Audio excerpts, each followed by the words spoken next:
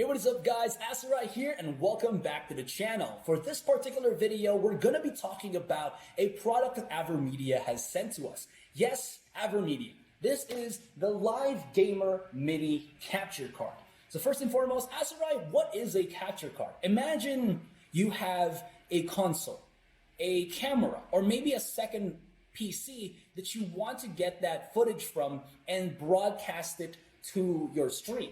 A capture card allows you to basically transfer footage, video and audio from a particular source that is connected via HDMI, and it captures it, and then it outputs it to a different machine. For example, you want to be able to stream your games on a Nintendo Switch. A capture card is the perfect way to use this in tandem with a PC or a laptop, and then you can stream it online to your friends to show off your really good footage, or your really good gameplay, more specifically. So what is the difference now to AverMedia's product to the other gaming capture card it actually had in the past? I did have an Elgato HD60S.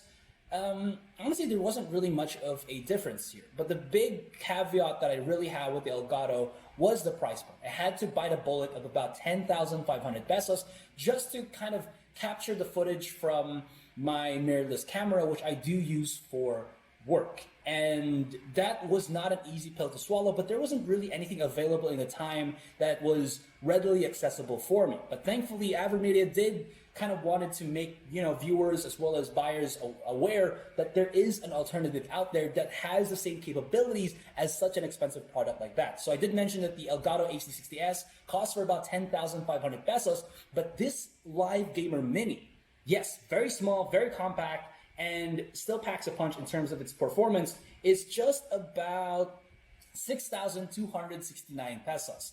And you'd wonder, Asarai, where did you buy your Elgato capture card? I got mine off of Lazada. Again, it's the kind of easiest way to purchase products here in the Philippines. But where can I get this Elgato Live Gamer Mini if I wanted to do the same thing myself? If I wanted to purchase it, do I have to go outside? No, it's also available in Lazada. So that means that the playing field is easy. It's level. If you want to get yourself a much cheaper value capture card that has a lot of capabilities and the features are, well, rich, this one's as good enough for you, I'd say. Even better.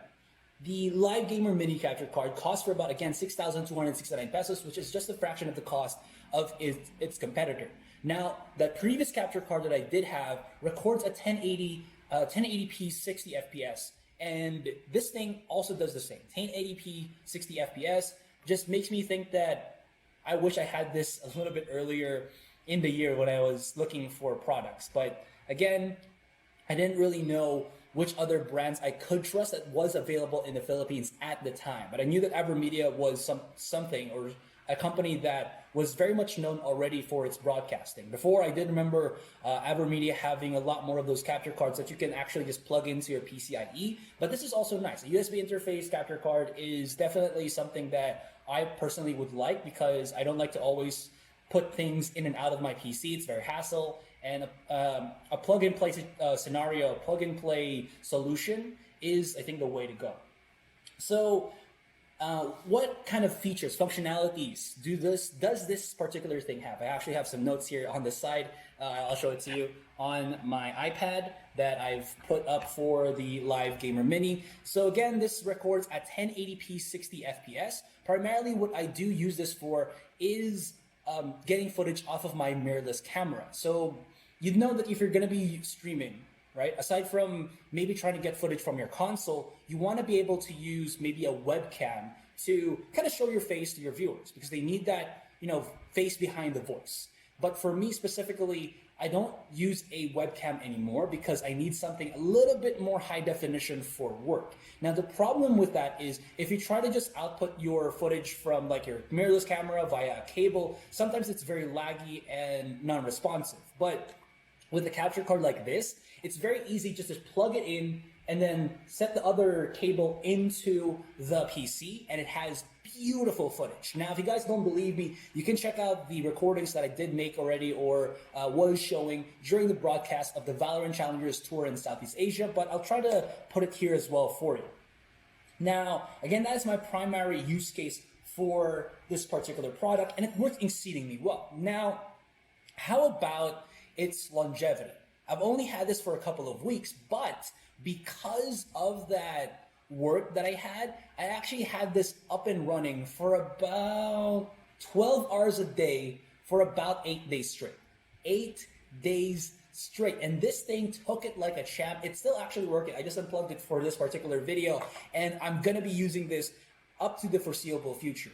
But what this means is that, again, there is so much more options for me to do and to kind of use if I really need a capture card.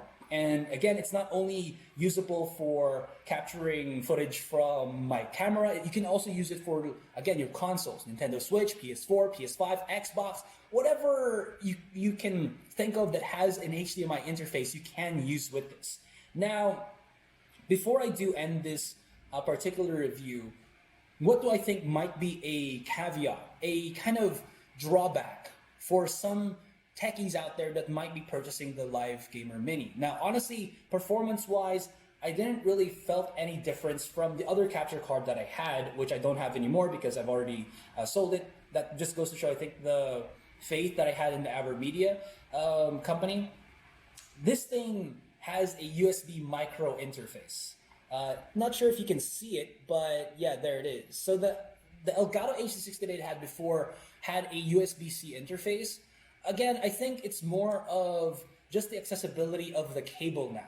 I think USB micros are still can be purchased, but USB-C, I think, has taken the universal role of the cable that's available to most people nowadays, especially when a lot more Android devices are also using USB-C. My iPad Pro is also using USB-C here, and everything that I have in spades of like extra cables is USB-C. I don't really have too many USB micros, so that's kind of like a drawback for me, because again, you kind of want to have a ready accessible cable for you just in case the other one breaks. You can just pop in and pop out. Now this kind of adds a little bit of difficulty for me just in case the cable breaks, but in retrospect, it doesn't really affect the overall performance of the product. I think people tend to kind of see that in a different light, but honestly, to me, it didn't really change the fact that I could just like plug this in, play it, and then it's gonna be good already. So basically, that's it. I have took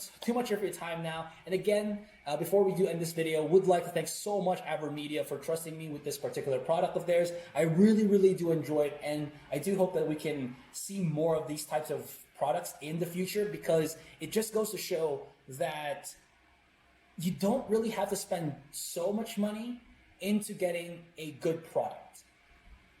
It has the same features as something that would be almost twice its price for a small form factor. And again, the reason why I also like to point out small form factors is it makes it very easy for you to just carry this all over.